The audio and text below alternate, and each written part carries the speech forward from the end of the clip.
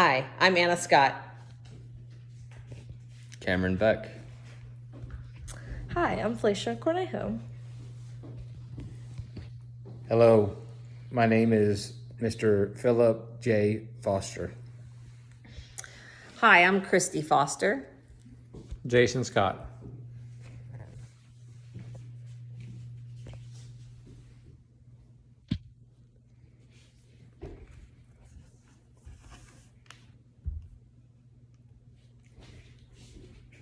My grandfather, Mario David, a man who immigrated to Canada from Italy when he was just 9 years old, then immigrated to America when he was a teenager. He graduated from Lafayette Jefferson High School before serving in the United States Army for 6 years. Along the way, he married the love of his life, Benvenuto Narduzza, a fellow immigrant from Italy. Together they had 5 children, which they loved dearly. Mario laid terrazzo tile in places such as the Indiana State House, Purdue University, Indiana University, and many homes and schools across Indiana and neighboring states. Along with his brother Domenico, Mario built homes and apartments along with owning and operating a bar in Lafayette, Indiana. He enjoyed doing woodwork, traveling, working on cars, camping, watching Tom and Jerry, having his 5 o'clock beer and peanuts, and spending time with his children and 9 grandchildren. Yet, all of this was forgotten. He was diagnosed with Alzheimer's in 2012. Mario suffered from the disease for a decade, slowly forgetting everything. His ability to walk, his ability to talk, his ability to eat his favorite foods. He forgot his friends, his grandchildren, his children, and forgot his beloved wife of 57 years, who gave up her life to take care of him in his final years. Sadly, my grandfather passed away in November of 2022, losing his life along with so many memories. Hello, my name is Abigail Scott, and I am here to inform you about the Alzheimer's disease and the Alzheimer's Association. According to the Alzheimer's Association, Alzheimer's is the 7th leading cause of death in the United States. Alzheimer's is a neurocognitive disorder, damaging the brain in thinking, talking, remembering, and behavior.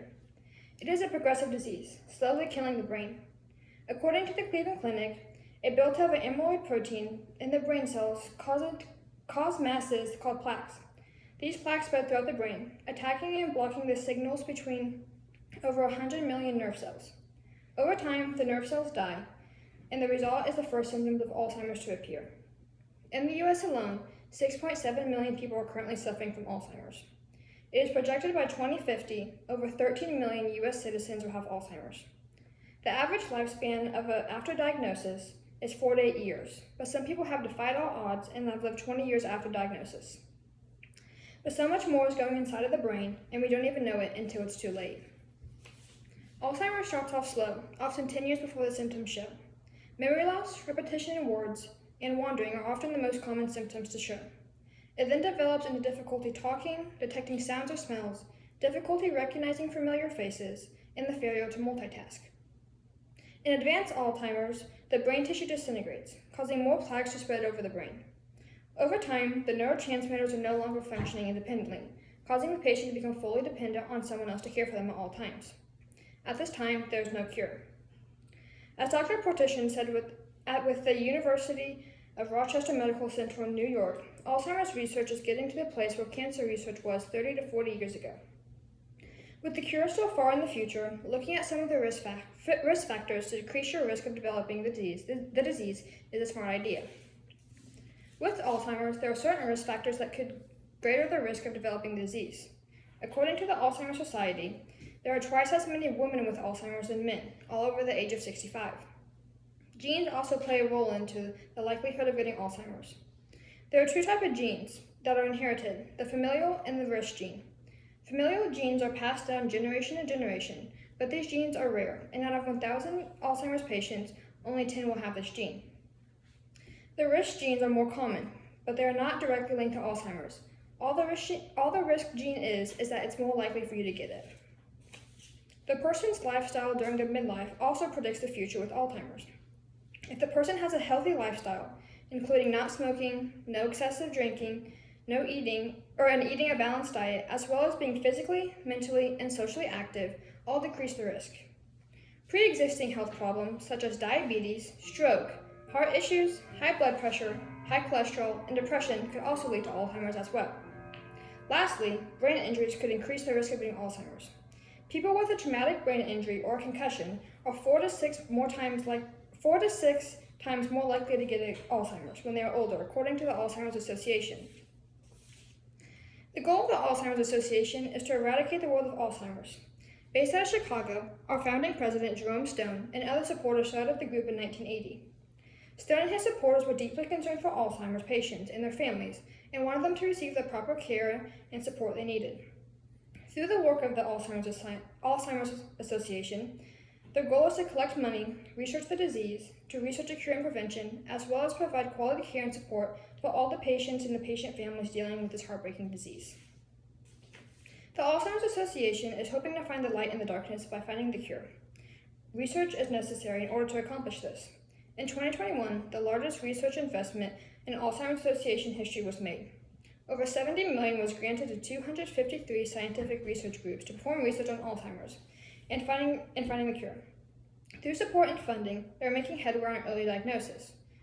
Scientific groups have investigated blood levels, as there are specific blood markers linked specifically to the disease. Researchers have also discovered gene variations that are directly linked to Alzheimer's, as well as genes that could decrease the risk. By identifying these precursors related to Alzheimer's, medical professionals can prescribe treatments to slow down the progression. Progress is being made, but finding the cure will be the ultimate prize, but that prize comes at a cost. Supporting and caring for someone who cares with Alzheimer's is not easy. The Alzheimer's Association has developed education, support, and patient engagement programs to help the patient with their family and their families deal with the disease.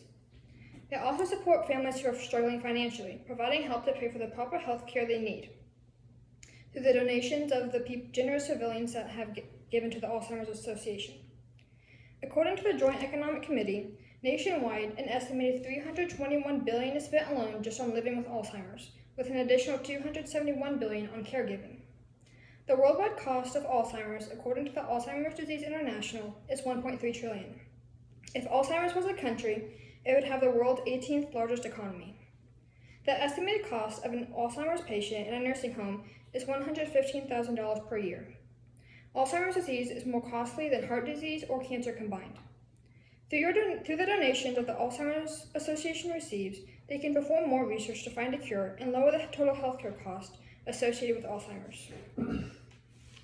Every 3 seconds, that's the amount of time it takes for someone in the world to be diagnosed with Alzheimer's.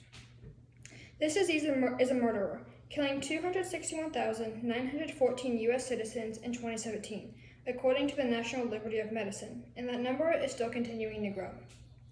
Alzheimer's kills millions, and that number is only going to continue without a cure. The Alzheimer's Association is doing all they can to help and giving people the proper care they need through the donations. A quote from Greg O'Brien to close: "Alzheimer's is not about the past, the successes, the accolades, the accomplishments.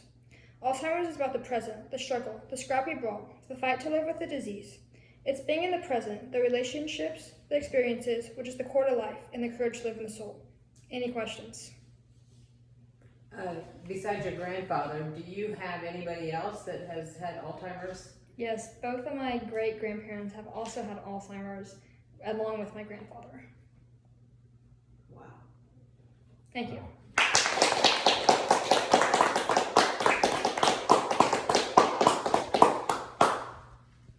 Hi, I'm Anna Scott. Cameron Beck. Felicia Cornejo. Phil Foster. Christy Foster. Jason Scott.